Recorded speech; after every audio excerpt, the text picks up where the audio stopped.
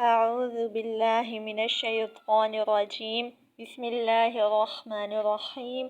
قالوا سبحانك لا علم لنا إلا ما علمتنا إنك أنت العليم الحكيم. صدق الله العظيم. السلام علیکم ورحمۃ اللہ وبرکاتہ. تجوید القرآن آن لائن میں خوش آمدید کہتی ہوں. بسم اللہ الرحمن الرحیم. آج کے سبق میں ہم لام کا قاعدہ پڑھیں گے. لفظ اللہ اور اللہم کے لام سے پہلے حرف پر زبر یا پیش ہو تو لام موٹا پڑھیں گے. جیسے قل هو اللہ. لام سے پہلے واو پر زبر ہے، یعنی لام سے پہلے واو حرف ہے، واو حرف پر زبر ہے تو لام کو موٹا پڑھیں گے. جیسے کہا گیا ہے کہ لام سے پہلے حرف پر زبر یا پیش ہو، تو لام سے پہلے حرف پر زبر ہے تو اللہ کو موٹا کر کے پڑھیں گے. هو اللہ رفعہ اللہ. اب لام سے پہلے حرف پر پیش ہے تو اللہ کو موٹا کر کے پڑھا جائے گا. رفعہ اللہ. سبحانک اللہم.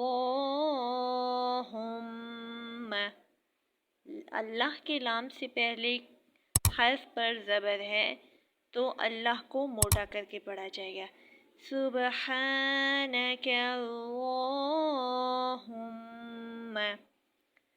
قالوا اللہم. اللہ کے نام سے پہلے پیش ہے تو حرف پر پیش ہے تو اللہ کو موٹا کر کے پڑھا جائے گا.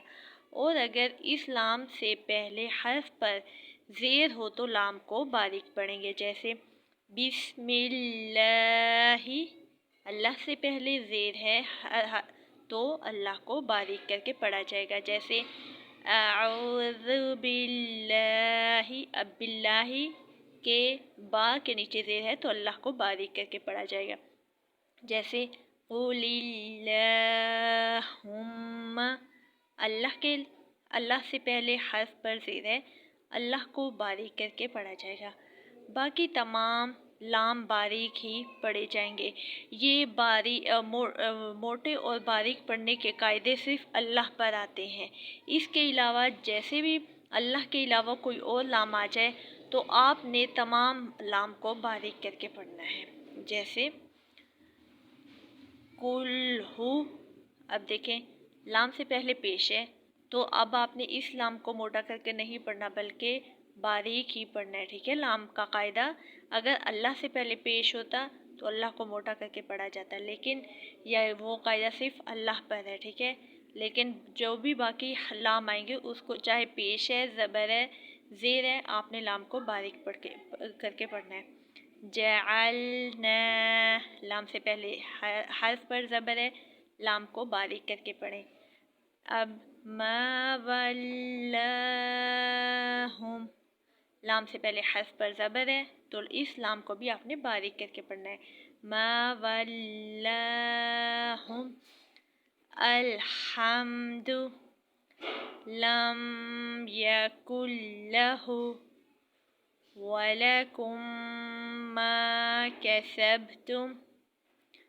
صدق اللہ العظیم.